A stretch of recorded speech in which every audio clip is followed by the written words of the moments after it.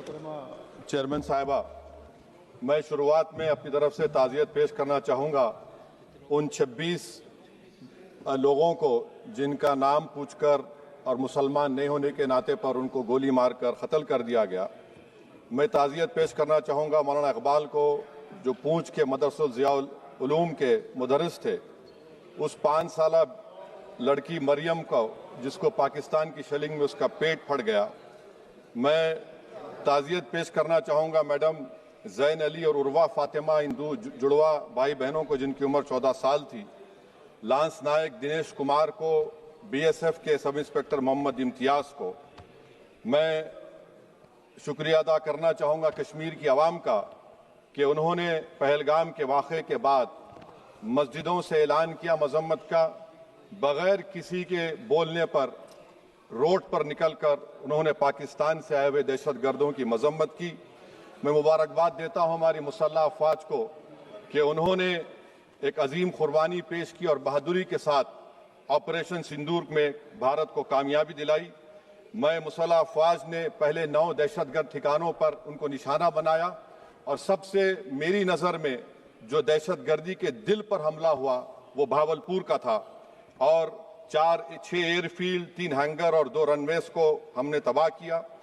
बाद में ऑपरेशन सिंदूर की कामयाबी की एक अहम वजह यह थी मैडम कि मुल्क में इत्तेहाद और इत्तेफाक पैदा हो गया था, एक यूफोरिया पैदा हो गया था, मगर अफसोस कि हुकूमत ने उसका फ़ायदा नहीं उठाया। मैं आज भी कह रहा हूं, जिम्मेदारी के साथ कह रहा हूं कि पाकिस्तानी फ़ौज, पाकिस्तान की ISI, पाकिस्तान का डीप स्टेट, उनका हयाती मकसद ये है कि हमेशा भारत को कमज़ोर किया जाए और अगर हमको इन ताकतों को कमज़ोर करना है तो देश में इत्तेहाद और इत्तेफाक को बरकरार रखना पड़ेगा। अगर हम बुलडोज़र के ज़रिए या फिर लिसानी जबर के ज़रिए या मजहबी फ़िरका परस्ती के ज़रिए अक़लियतों को निशाना बनाएंगे तो हम खुदा ना खास्ता उन पड़ोसी मुल्क के दहशतगर्द तंजीमों को कहीं कामयाब ना हो जाए। मैडम, मैं आपके सामने ये भी कहना चाहूँगा कि इत्तेहाद और इत्तेफाक इस मुल्क में जब मजबूत होगा तो हमको बैनुल अक़वामी सतह पर दिखाने की ज़रूरत नहीं पड़ेगी। मैं आपकी तरफ से हुकूमत से चंद सवालात करना चाहूँगा कि वज़ीर आज़म ने कहा कि खून और पानी एक साथ नहीं बह सकते, आतंकवाद और बातचीत एक साथ नहीं हो सकती। तो मेरा सवाल आपके ज़रिए से वज़ीर आज़म और हुकूमत से ये है, फिर जिन इंसानों को बैसारा की वादी में मारा गया था, क्या आपका ज़मीर इस बात की इजाज़त देता है कि आप ट्रेड बंद कर दिए, पाकिस्तान का एयरक्राफ्ट हमारे एयर स्पेस में नहीं आ सकता, उनकी कश्ती हमारे पानी में नहीं आ सकती, ट्रेड खत्म हो चुका है डायरेक्ट इनडायरेक्टेड, आपका ज़मीर जिंदा क्यों नहीं है?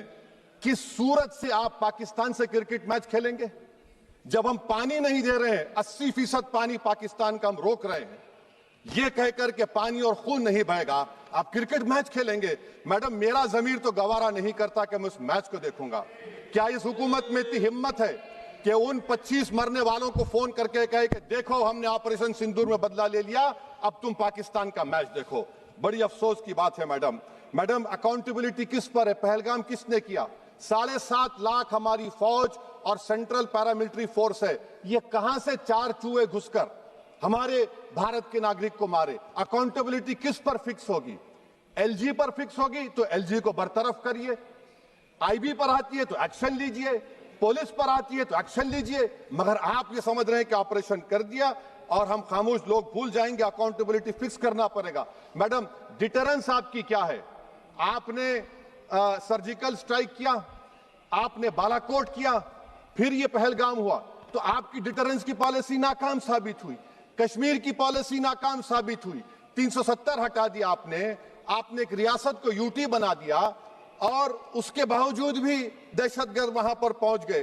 तो और अफसोस मुझे इस बात का होता है मैडम कि पाकिस्तान को हम जानते हैं, पाकिस्तान और इजराइल इस पूरी दुनिया में एक फेल्ड स्टेट है और पाकिस्तान के आर्मी चीफ को, जिससे हमारे स्ट्रेटेजिक रिलेशनशिप है, जिसको अपना दोस्त कहते हैं, उस देश का प्रेसिडेंट उस शख्स को बुलाकर खाना खिलाता है अपने साथ जिसके भाषण से हमारे लोग मारे गए थे। तो क्या आपकी खारजा पॉलिसी कामयाब हुई? आप देख लीजिए। अच्छा, हमारे देश में एक ऐसी तंजीम है जिसका वजूद नफरत की बुनियाद पर और मजहबी अज़वियत को फैलाने के लिए बनाया गया। उनको तकलीफ है सेकुलरिज्म से, सोशलिज्म से, मगर हमारे संविधान के प्रियम्बल में लफ्ज सॉवरेन है। सॉवरेन का मतलब यह है कि हम खुद मुख्तार हैं, हम हाकिम आला हैं, हम अपने मुल्क के मुकद्दर का फैसला करेंगे। एक गोरा व्हाइट हाउस में बैठकर भारत की सीज फायर का ऐलान करेगा? ये आपका नेशनलिज्म है? अफसोस होता है मुझे सर। मैडम मैं आपसे पूछना चाह रहा हूं कि अगर एक चचा सैम ऐलान कर रहे हैं तो हमारी फौज पर क्या असर पड़ा होगा?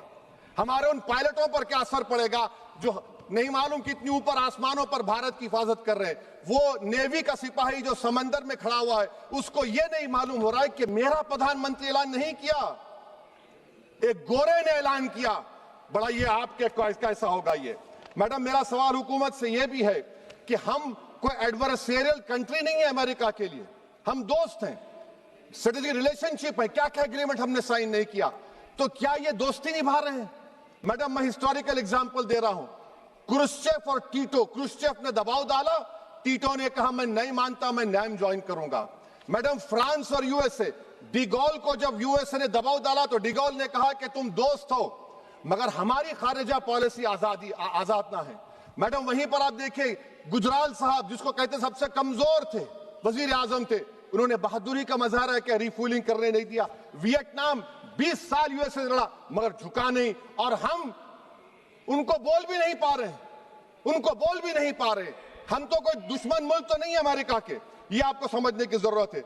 और मैडम, यहां पर वजीर खारजा ने कहा वो चीन गए, डिप्टी चीफ ऑफ स्टाफ ने कहा कि चीन के इक्विपमेंट एक लाइव लैब था हमारे उनके लिए।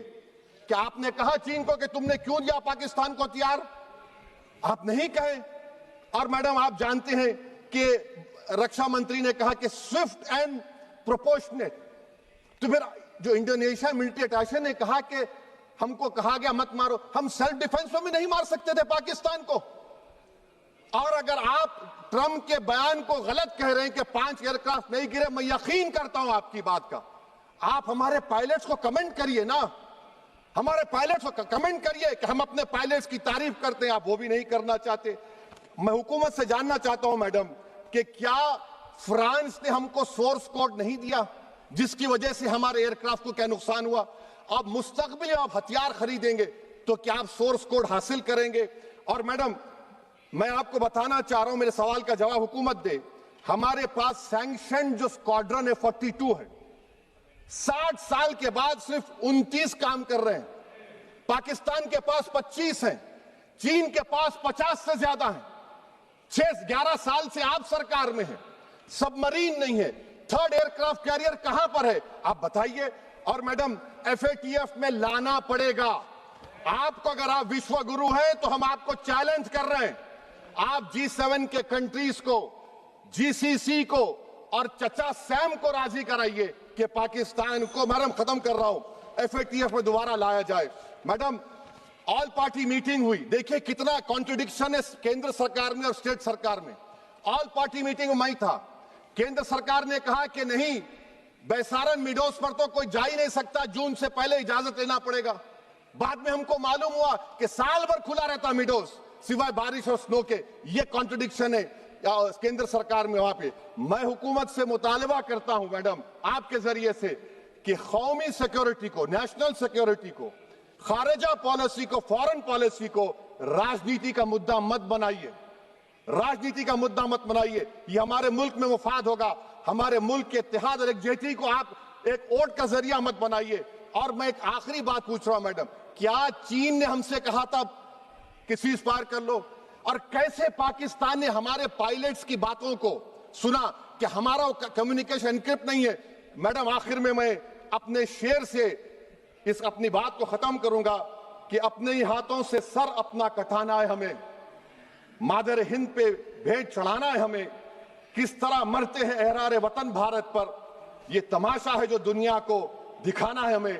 ये मैं भारत की उस बहादुर फौज के नाम पे करता हूं, मुसल्ह फौज के नाम पे करता हूं। ये शेर कहने वाला कोई बीजेपी का नहीं था, ये शेर कहने वाले का नाम शेर था, शहीद अशफाकुल्लाह। मैं फिर से हुकूमत से कह रहा हूं, पाकिस्तान टेररिज्म करेगा, आप तैयार हो जाइए। आप चीन से मोहब्बत, कितना इम्बैलेंस हुआ ट्रेड का, कितना इम्बैलेंस हो रहा है चीन से। अच्छा, जब गलवान हुआ उस वक्त भी ट्रंप ने कहा था कि मैं बात करूंगा, हमने कहा नहीं बात करेंगे, जरूरत नहीं है। आज ट्रंप हमारे से पहले बोलता है इज्जत नफ्स भी कोई चीज होती है, इख्तिदार में कोई यहां रहेगा कोई वहां रहेगा, मगर इख्तिदार में इकबाल होना चाहिए। बदबख्ती की बात यह है कि आपने इकबाल को खो दिया। बहुत बहुत शुक्रिया।